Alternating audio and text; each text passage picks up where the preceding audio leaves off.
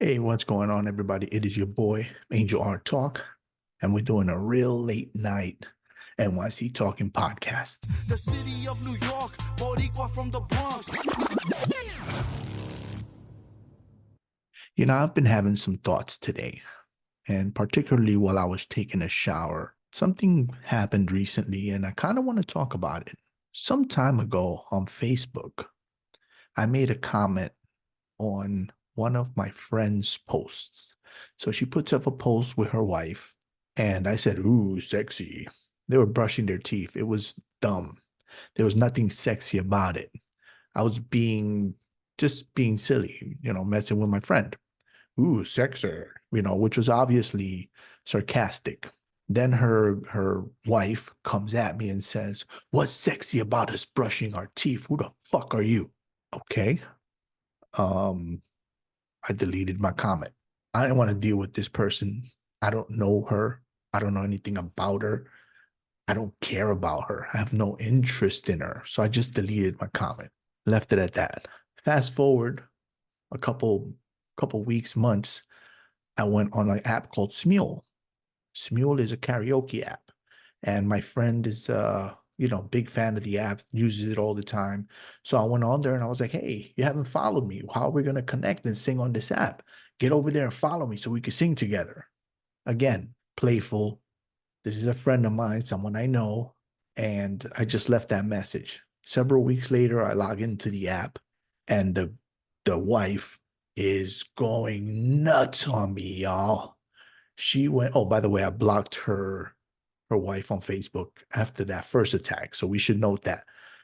But then she finds me on Smule and she says, "Who the heck?" I'm trying not to be profane, but anyway, I'm gonna just keep it real with how she was talking. She's like, "Who the fuck are you? Who the fuck do you think you are to talk to her, you ugly piece of shit? Who the fuck are you? If you ever talk to her again, I'm gonna press charges on you. I'm gonna get legal charges on you. Who the fuck do you think you are? Look at your fucking hair." And she went on and on and on, insulting me, insulting my person, insulting my looks, insulting anything and everything, even as far as to threaten legal action for me telling her friend to sing with me. Bro, what the fuck? How, mind you guys, if you're following me on here or you know me, I take meds for anxiety. You know, um, I'm going through my own shit, my own mental health shit. So please don't take it wrong when I say how fucked up do you have to be to attack someone that way because they simply said, "Come sing with me." I mean, you got to be really imbalanced and you need to take your meds the same way I take my meds. In any case, I did the same thing. I just blocked this person. I don't want nothing to do with someone that freaking neurotic. I don't want I don't want any beef with her. I don't want a friendship with her. I don't want to try to explain anything to her. I don't want anything at all to do with her. So I reached out to my friend and I said, "Hey, your lady just really came at me really, really hard on on Smule." And she said, "What'd she say and what happened?" And I explained to her what happened, and she never got back to me. She never said anything about it. She just left me on red after that response.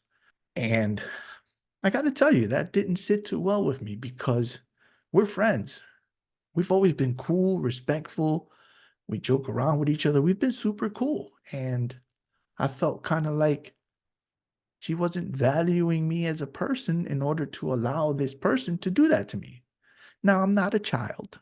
I don't need protection. I don't need her to help me. I don't need none of that crap. I just simply wanted an acknowledgement saying, "Hey, I spoke to her, she's going to chill on that or whatever, something just to let me know, like, hey, I value you, Angel. And, that's not nice of her. We'll talk about it." Because this behavior is unkeeled. Like it's just, I don't even want to use the terms that I want to use because I've tried to become very sensitive and um especially when it comes to mental health. Again, not only because I'm in dealing with my own mental health issues, but because I know that sometimes it's not our fault. So I don't know this person, like I said. So maybe she's got some imbalance that makes her that nasty and angry and disgusting. I don't know. Because again, don't know her, don't care about her. But I do know my friend. And she didn't say anything. So I followed up. Hey, just checking up. I never heard back on this. Did you talk to her? Did anything come of it? Just looking for an update. No response. Nothing. At one point, I saw the person put a Facebook post about toxic behavior. And I wrote, oh, we both know someone who's toxic. Now, clearly I was being passive aggressive. I know it. But you know what? I talked to you about it twice. I emailed you. I reached out to you. You never did anything. So I will admit I was feeling a little provocative there. And I said what I said. I don't know what I was expecting. I wasn't expecting anything good, but it was a test of sorts. I wanted to see what she would do. And as expected, she went on the offensive. She said, I'm toxic, and didn't address her issue laden wife or anything she did or said. Once again, deleted my comments. Why? Because I really I didn't want this thing to escalate, but it never sat well with me. It just didn't sit okay with me that you allowed this person to disrespect me as a person, as a man, as your friend. We both know that you're gay and you're not into men. So you should have made this clear to your wife. I'm married. I'm not trying to get down with this person. So I kind of felt betrayed, you know? And she's always posting stuff with her partner, her wife. And I don't want to see her. I don't want anything to do with her. And the more I kept seeing these posts, I just felt annoyed. I felt annoyed because I don't want her on my timeline. She's disgusting. She's a disgusting human being, and I don't ever, ever in my life want to see or have anything to do with her. And I thought to myself, this friend of mine just let this happen. Didn't do anything about it, didn't address it, didn't even say, hey, I got you, bro. I'll talk about it or whatever. You know, Nothing. But what is happening is I'm always seeing this disgusting person on my timeline. I unfriended her. I unfriended her. And it's been years since I unfriend someone. I don't unfriend people. But I asked myself, what's the point of keeping a friend that doesn't have your back? In fact, keeping a friend who actually goes on the offensive against you when you talk about something bad, clearly something inappropriate that their partner did to you. It's not like I saw them do something bad and I say, hey, they did this or this. No, they did it to me personally, attacked me on so many levels, threatened me, and my friend did nothing. So I had to think to myself, what's the benefit of keeping this person in my life? What's the purpose of staying connected to this person who this isn't the first time. She actually unfriended me once herself before because the person she was with then was insecure of our friendship. Not the first time this has happened. I have a lot of female friends, and a lot of times their partners force them to disconnect from me and other men because they're insecure. It happens. I was like, you know what? I like you. I like you as a person. I think you're super cool. I like our conversations and our talks. Normally, I don't bring someone back in, but for her, I did. I brought her back in, you know. And we kind of just laughed about it. This time, though, I was the one who unfriended because I don't think there's anything funny about some deranged woman attacking me that way, insulting me, calling me out of my name, and just going ape shit on me for absolutely no reason at all. The city of New York, Boricua from the Bronx. There is a R. Kelly and T-Pain song and a couple other guys, I think, and they say the name of the song is I'm a Flirt. Now I know people don't listen to R. Kelly anymore, and he's been like blacklisted and he's in prison forever, you know, but the song's out there. He did the song. And I want to talk about not about R. Kelly. I want to talk about the message of the song. And the song is about don't bring your girl around me because I'm a flirt. And I was thinking about John Cena and how John Cena met his wife. Now, this isn't in any way a parallel of what I'm talking about. But John Cena was out eating and he saw this woman. He was super attracted to her. He felt this connection with her, and they were there with some friends. Now, I don't know how he determined whether or not one of those was a boyfriend or not, but somehow he must have come to that conclusion because he said, listen, I'll take a picture with you if you get me her number. And then that got me to thinking about the R. Kelly song. And then it got me to thinking overall, like, say you're with your partner. You have a girlfriend, a wife, a boyfriend, or whatever. You're with your partner, and a celebrity takes an interest in them. Now you're out eating somewhere, you're together, and the celebrity just like, oh my God, I'm so interested in them. And they want to try to become friends with them. They try to come and give them their contact or get their contact while you're there, obviously their partner or whatever. What would you do in that situation? Like, what if your partner is actually interested? Because I'm thinking if I'm out with my wife and I don't know, some famous actor or a big, huge person who she might be a fan of were to come up to her and try to talk to her and get her digits or her contact information while we're sitting together having dinner, or even if she's alone, I would imagine that under that context that they're trying to pick her up, right? This isn't just some random friendly thing, although they might try to play it off as that. But if you're there with them and they're coming over here like, yo, can I get your number? What's up? I would think, and I would expect that my wife would be like, I'm married. It's nice to meet you. We could do a picture if you like and just leave it at that, right? I don't expect that she'd do that. But what would you do, or how would you feel, or what would you think, first of all, if that happened? And second of all, if your partner was actually down for that, like how would you feel about that? I was thinking about that and I was like, first of all, if they tried that and I was there, I would have to check that behavior, obviously. I don't care if it's John Cena, if it's the Big Show, if it's Jet Li, if it's Jackie Chan. I don't give a fuck who it is. If it's like Hulk Hogan, some massive monster, I don't care. I would check it. Now I know I can't beat those guys in a fight, but I'm not gonna sit there and let them put moves on my wife when I'm sitting there. I'm gonna be like, hey, nice to meet you, big fan. You cannot have her number. I don't even understand what makes you think that this is okay. And we'd have words about that. Like who do you think you are just because you're famous, or like what is this? You know what I'm saying? Like we'd have words that just wouldn't fly. Now, again, I would expect that my spouse would shut it down just the same, you know. But there are people out there who would not.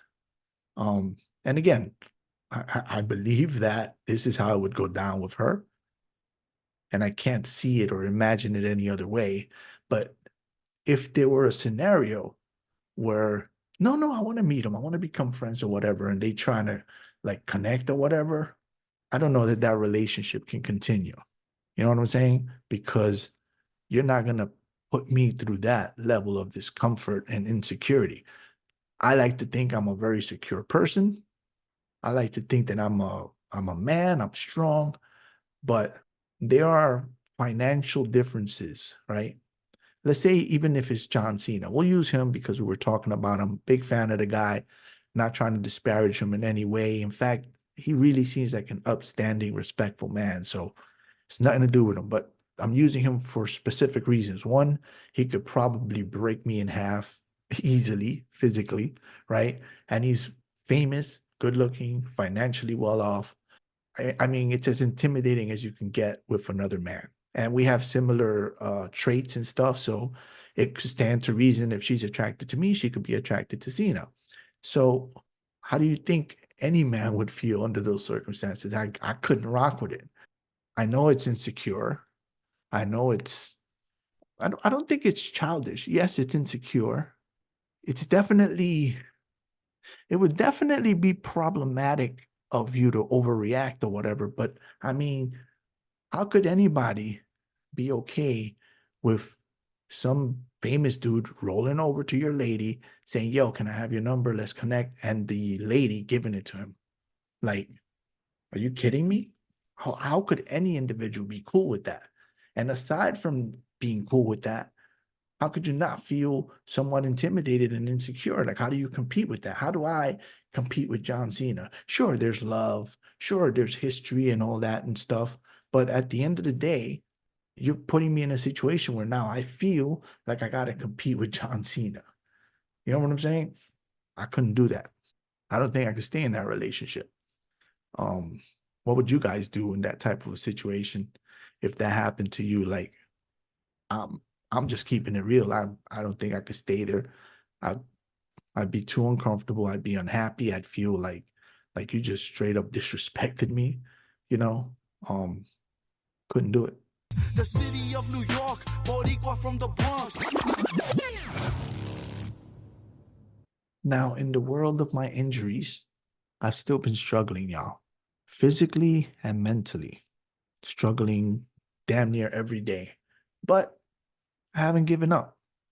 I'm going to the gym. I'm working out. I'm trying to eat moderately clean.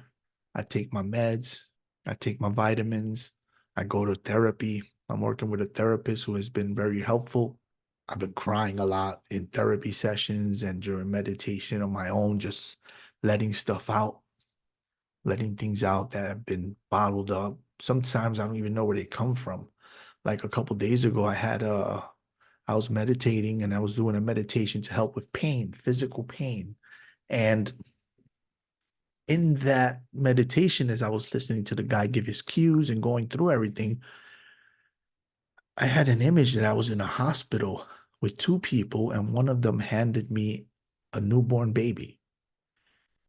I don't know who they were. I don't know who the baby was, but I held the baby and I felt like this connection with the baby.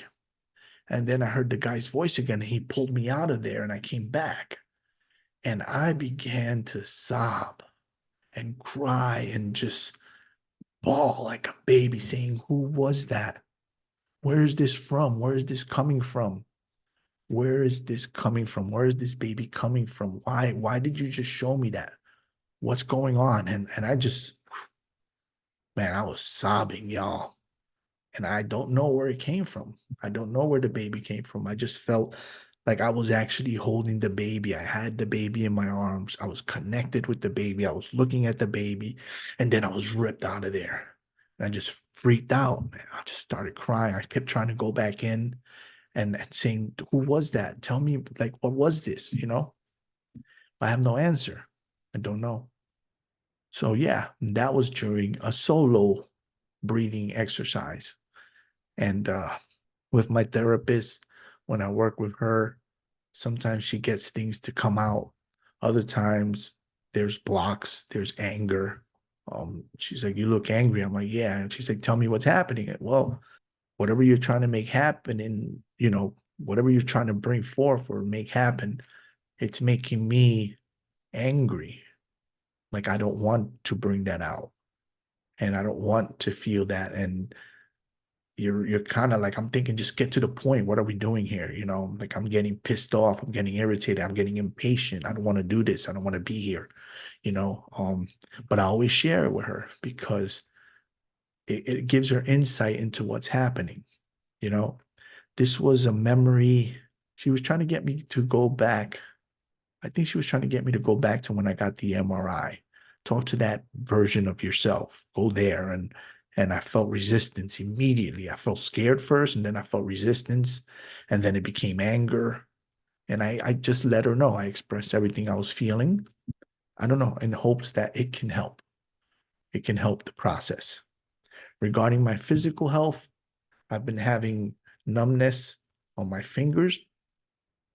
It happens mostly when I'm sleeping.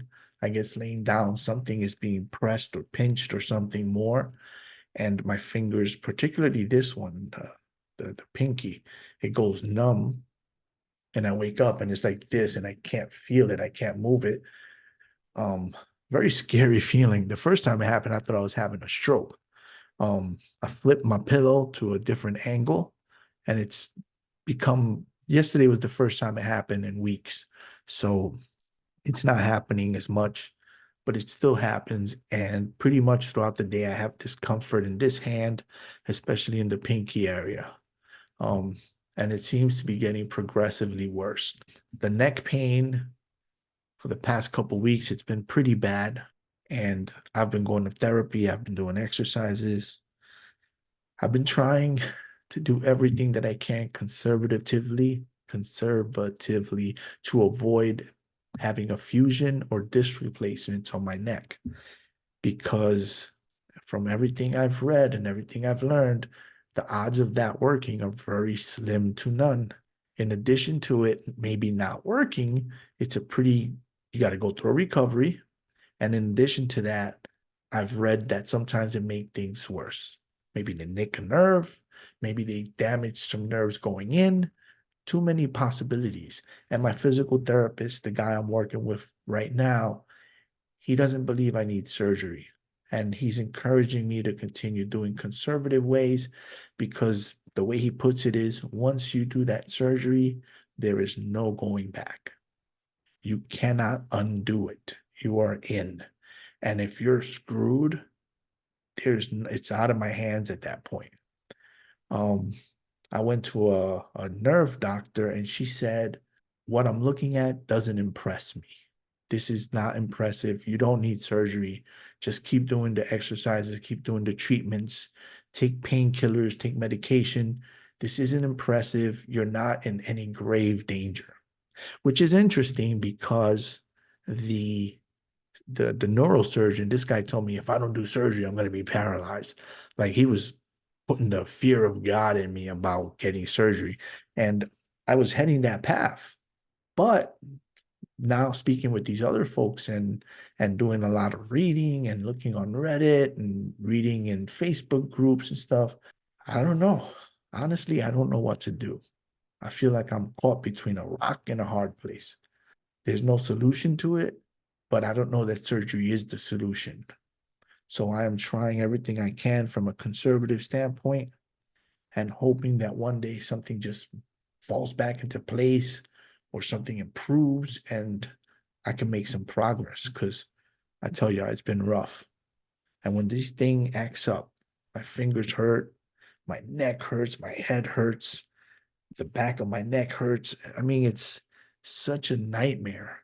And you get pulled into such a dark place. Pain does things to people. It's really hard to function when you're in pain and to be a fun, pleasant person when you're constantly in excruciating pain.